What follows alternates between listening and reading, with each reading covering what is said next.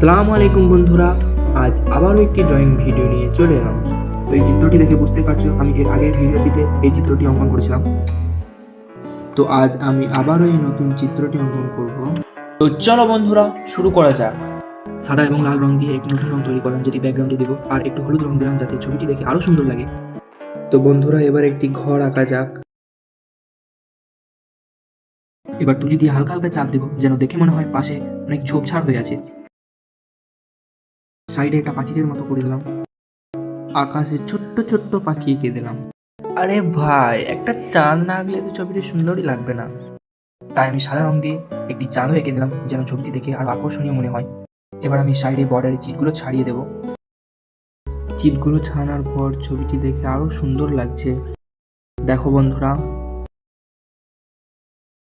ভাই আমার এই চিত্রটি আঁকা দেখে যদি তোমাদের ভালো লেগে থাকে তাহলে একটা লাইক এবং একটা কমেন্ট, আর আশা করছি সাবস্ক্রাইব করতে তো তোমরা নিশ্চয়ই ভুলবে না। যারা যারা এই ভিডিওটি দেখছো তাদের যদি ভালো লেগে থাকে তাহলে আমার চ্যানেলটিকে সাবস্ক্রাইব করে দিও এবং আমার পাশে থেকো। চলো বাই বন্ধুরা, সবাই ভালো থেকো।